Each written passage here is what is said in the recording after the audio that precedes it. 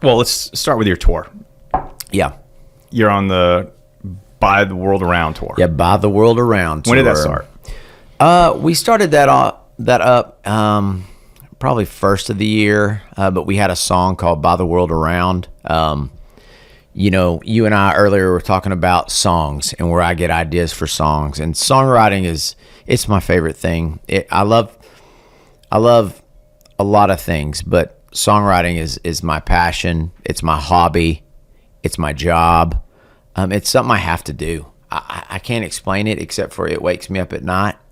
Well, I was going to ask you about that. So do you just write at any time of the day whenever the idea comes to you, or do you do you have like certain times a day from 8 to 10, I'm going to sit, I'm going to start writing? How does that process work? I try not to be too structured because then it starts becoming redundant. I try to be spontaneous. I get ideas. I never know. Something might hit me in a dream, and I have had ideas, and I wake up and I'll write it down or put it in my phone. But like the By the World Around, we were playing at a place in Wyoming, and two guys were in the corner, and they're jawing at each other, and I can tell they're fixing to fight. And I'm thinking to myself, oh man, this is gonna be a good fight right here, So I'm kind of paying attention and watching it. They were off in the corner, so I didn't break it up. I was gonna let them do their own thing, but suddenly, someone bought the whole place around, and these guys are now getting along. And Doesn't take much. Yeah, with all the issues in the world today and politics, there was a lot of that drama going on because that was with all the election stuff coming up and people are, butting heads. I thought to myself, it's too bad I can't buy the world around. And then as soon as I said that, like in the middle of a fiddle solo, I got out my phone and was like, buy the world around, and saved the idea. And then, then I like to wake up early in the mornings. I love sunrises, drink coffee, work on songs before the kids are up. I'm very, very productive in the mornings. Does it always start with like an expression or a phrase, or do you sometimes think about the tune first? I'm always curious, like what comes first? I get asked that question a lot. I would have to say for me, the birth of a song is the title, the hook, or the concept, what the song's about. Mm-hmm. And sometimes, so often, I don't know why, but I feel like the melody is just married to this concept or hook. And a lot of times it just happens at the same time. There are times that I work backwards and I have a random verse that has a good melody, or I have I whistle some type of melody and I'm like, I want to write a song to that. I do that as well, but that's more of a challenge for me. I mean, songwriting's crazy because sometimes literally I will get an idea for a song and it's almost like a gift from God where it just writes itself. And there's times I've written a song and I've been like, surely I didn't write that. It's just, songs are, I don't know, songs are, to me, songs are one of the few things that you can create from nothing. Everything else takes something. Takes a tree, to get this wood. But songs are the one thing that I think kind of, God gave us, like a song. I can write it. It just comes from nothing. And it's just, I don't know. And there's a lot of stuff about songs and, in the Bible. So, and there's just something special, soulful about it. Do you ever have dry periods where you can't come up with anything? I try to avoid that. I played baseball growing up, baseball in college, and my theory is like, hey, one thing's for certain. If you don't get up to the plate and swing the bat, you're never going to get a hit. So I kind of have that mentality where I get up there and I just keep swinging. I enjoy the challenge. So when I'm not real productive, I kind of like that challenge. And I'm like, come on, we got to get back after this. So I enjoy that. But also there's just like, I do kind of have some moments of like peace. Like after I finish a project, I think I just kind of take a sigh of relief and I just take a little breather. And I And I won't write for a little while, and then one day it'll smack me right in the face again. I'm like, well, I guess we're writing full time again, you know? Do you ever write a song and you think it's okay, and then you have another song and you think it's amazing? For the songs that are just kind of like okay, is it something that you just continue to work on? Do you just set them to the side? Do you think every song is great? Like what? Yeah. How do you go through that filtration process? That's a great question. I think there's a lot of songs that, like, when I write them, I'm so excited about them, and I think there's something special. It's kind of like every mother thinks their child is just the most special. It's that kind of thing where. And then after a while, I'll go, okay, that song's it's not all I thought it was going to be. But I will tell you this, like, one of our most successful songs, there's only been, I think, 3 songs in the last, 60 years on mainstream country radio that have charted top 10 from an independent artist. And I had one of those 3 songs. I mean, it's the odds of having a top 10 as an independent artist on country Billboard, you have a better chance of winning the lottery 10 times over than having.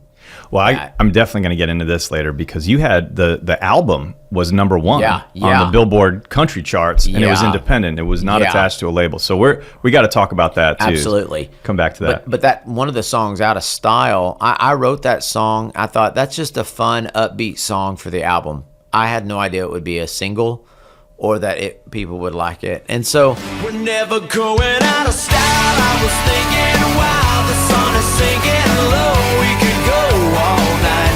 Never going out of style in my Chevy, parking at the levee, getting hot and heavy after all this time. The trends will come and go, the winds of change will blow. The way we love is never going out of style. Singing. Different songs resonate for different reasons. But I do feel as a songwriter, like this new batch of songs that I'm writing, they're better.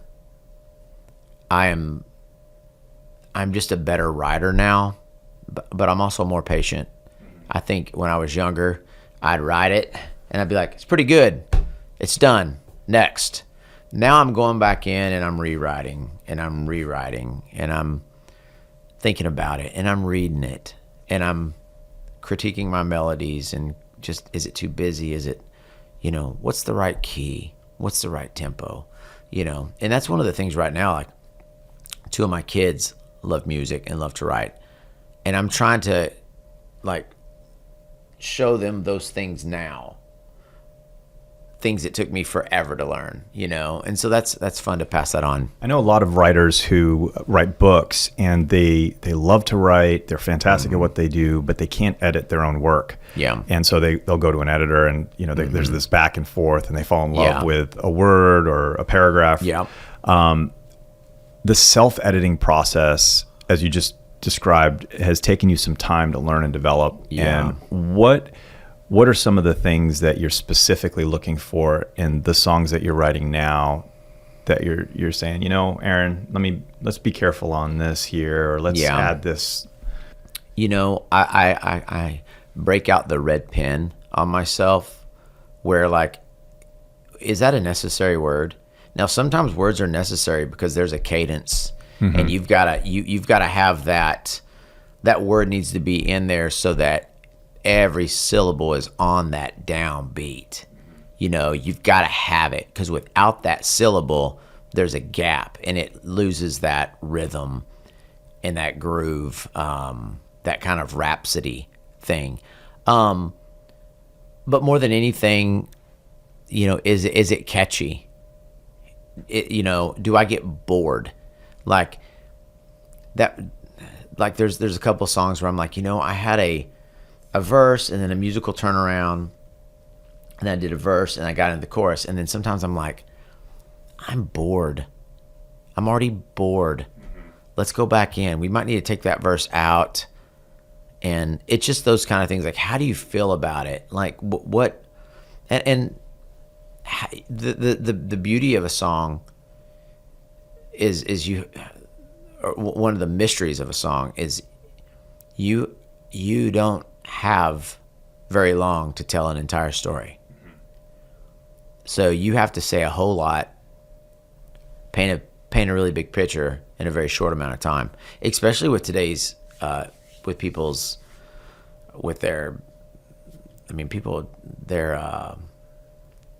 can't keep their attention span is so short today. I mean, I've seen a difference from when I've started from where it is now. I mean, it's like, man, you better make that song under 3 minutes because you'll lose people. So there's that. But also, sometimes there's just a song where I'm like, no, this is going to be a 5-minute song. I don't care. Well, I was going to ask you about that. This is probably a very amateur question. Again, not a guy that knows a whole lot about music, but are there typical structures to a song that you try to follow?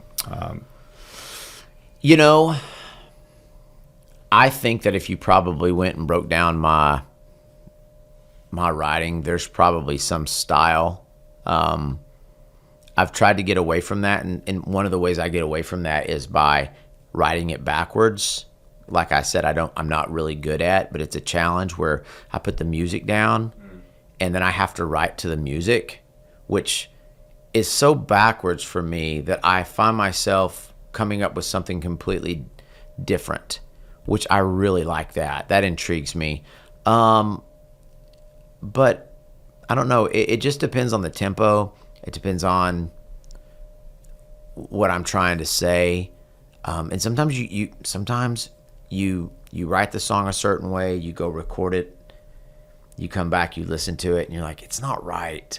And in today's world, there's so many opportunities with editing that you can literally just start chopping up the song and taking parts out, where once upon a time when you were recording to tape, that was not an option. So there's a lot of beauty in technology today. Do you run some of your early stuff by your wife and kids?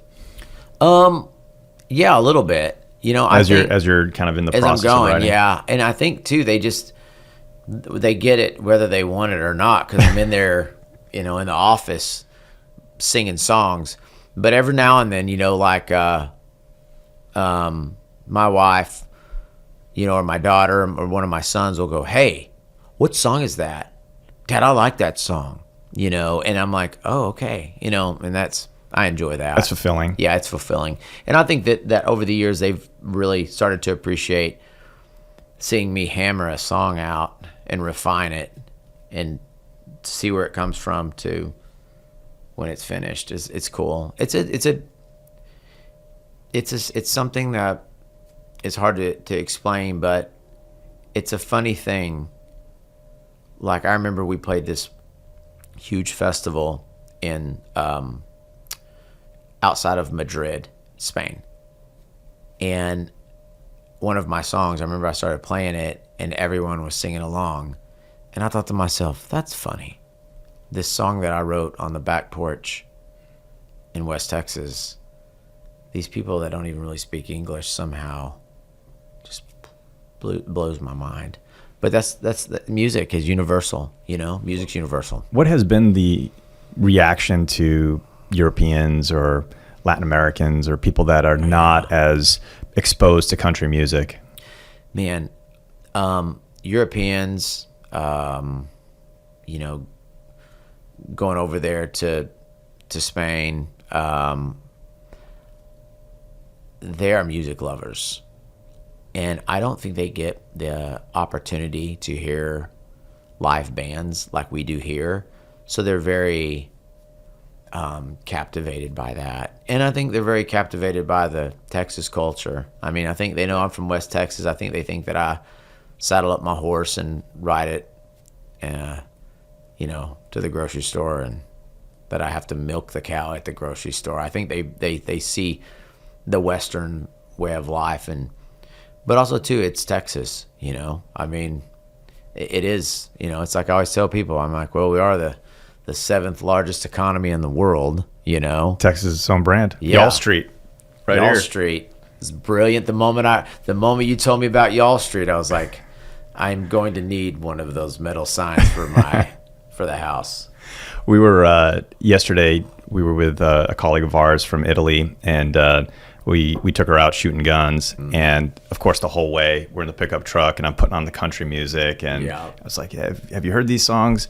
She's like, "No, I haven't heard a lot of country music, but I get it." And she said, We're driving by the blue bonnets, and it's the sun as far as the eye can see. You just see land and cows, and she's like, "This is the perfect music for this scene." Yeah, and that's what I keep coming back to every time I listen to country music, because I always envision myself driving in the car. Yeah, absolutely. Yeah, Italians, they love country music. Some of my biggest shows in Europe have been in Italy. Italy's one of my favorite places, and